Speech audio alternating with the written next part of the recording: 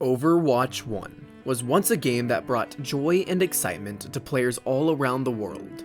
With its unique characters, diverse gameplay, and engaging storylines, it quickly rose to the top of the competitive shooter genre in 2016.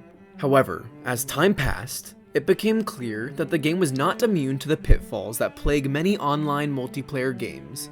One of the earliest issues that contributed to the downfall of Overwatch was the introduction of microtransactions in 2017. While it was not uncommon for games to offer in-game items that can be purchased with real money, Blizzard implemented this practice in a way that was predatory and exploitative. Players were expected to grind for hours to unlock certain items, or they could simply pay for them outright. This created a divide between players who were willing to spend money and those who were not, leading to resentment and frustration. In addition, some players felt that the prices for these microtransactions were too high, making it difficult for them to justify spending money on the game. As the game's player base grew, so did the toxic elements within it. The competitive nature of Overwatch, combined with the desire to climb the ranks, led to a rise in negativity and toxicity among players. This was compounded by the fact that the game's reporting and punishment systems were ineffective at dealing with problem players. Many players felt that they were being unfairly targeted or punished, while others felt that the game's developers were not doing enough to address the issue. This toxic player base made it difficult for new players to enjoy the game, as they were often subjected to verbal abuse and harassment. In addition to these issues, Overwatch suffered from a series of bad metas or dominant strategies that made the game unbalanced and frustrating to play. One example of this was the GOATS meta in 2018, which revolved around the use of characters D.Va, Lucio, and Zarya. This meta was particularly frustrating for players, as it made it difficult for any other character to be effective in a match. Another example was the Junkrat spam meta in 2019, in which players would spam the character Junkrat's abilities, making it difficult for opponents to play effectively. These random metas often led to a lack of diversity in gameplay, making the game feel repetitive and stale.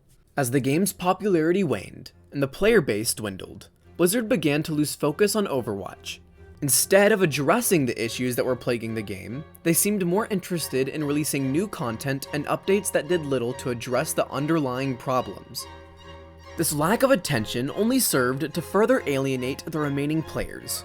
For example, in 2020, the developers released a new hero, Sigma, who was overpowered and dominated the meta for several months, leading to frustration among players.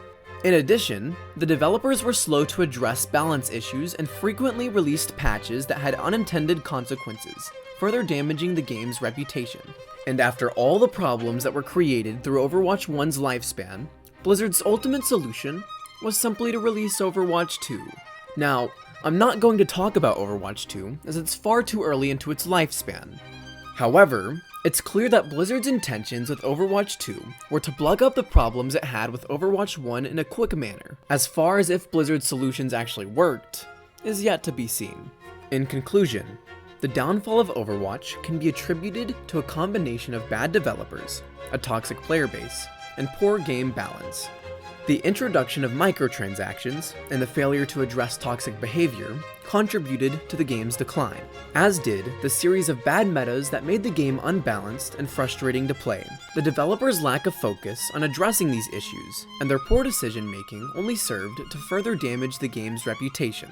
It is a cautionary tale for other developers, and serves as a reminder that even the most popular games are not immune to the pitfalls of the online gaming industry.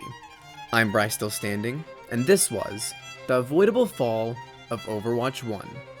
Thanks for watching. Hey, what's up guys? If you enjoyed my video, then consider subscribing. My goal is 400 subscribers by the end of the year, and it would really mean a lot to me if you could make that happen. Consider it a Christmas wish. Either way, hope you enjoyed the video, and have a great day.